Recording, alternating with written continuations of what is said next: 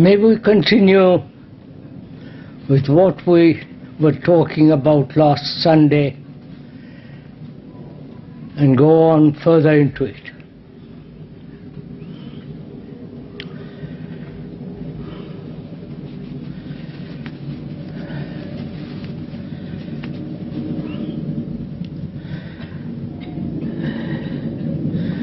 We were saying, weren't we,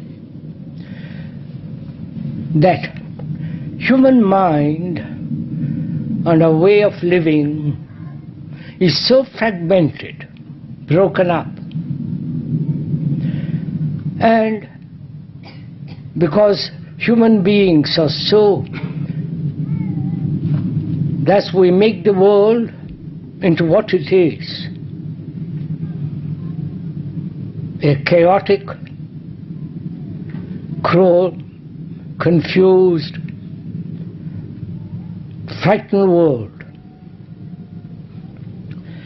And we were also saying that self-awareness, that is to know all about oneself, both the conscious as well as the unconscious, the deep down and the open mind, so that in knowing oneself completely, and it is possible to know oneself completely, then we can approach the world and ourselves as a whole. Our life as it is now lived, of which we know very little about ourselves, and perhaps the psychologists, the therapeutics, and the psychoanalysis tell us what we are. But to find out what we are, we can't listen to them. Because they are like us, equally confused, equally uncertain, equally frightened in various different ways. So one has to rely completely on oneself and not look to another to tell us what to do, including that of the speaker, naturally. Can we know ourselves so completely?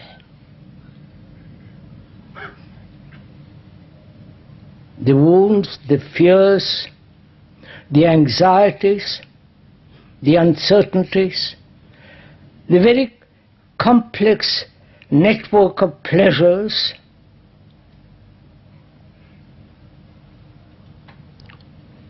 death, love, and if there is a continuity after we die. And also we should be aware, know and understand what is meditation. All that is our life. Our education, our jobs, our way of thinking, our beliefs,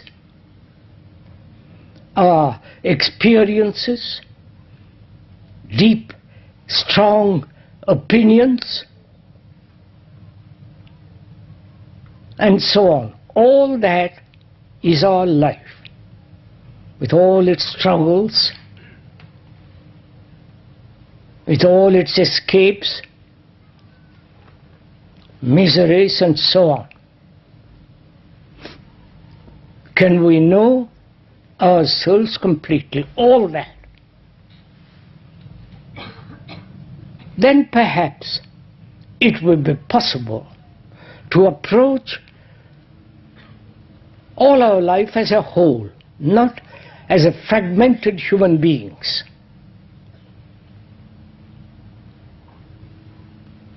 So we are going to talk over together this morning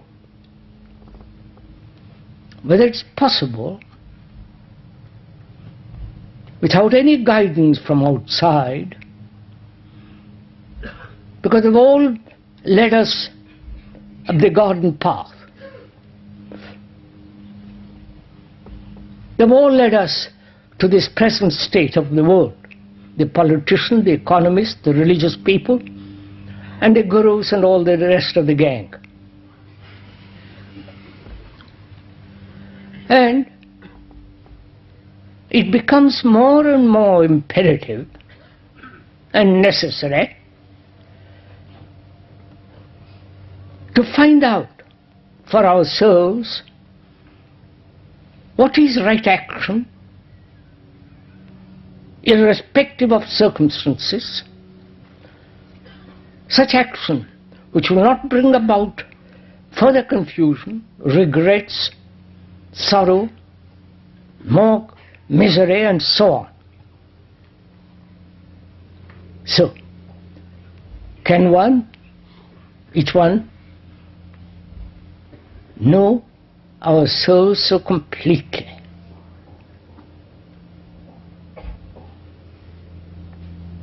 Or must we be guided, be prepared to investigate, explore with the help of others? The others, however erudite, however knowledgeable, experienced, or just like us,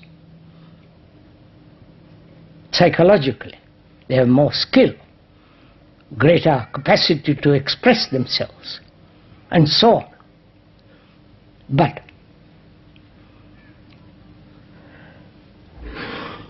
we are each one, as we pointed out the other day, like the rest of the world, with their sorrows, miseries, confusions, insecurity, intolerable fear, and so on. Can one know oneself so completely, so that there is not a spot which is not being explored, understood, gone beyond? That's what we're going to talk about together this morning, which is to know oneself, all the movements of thought,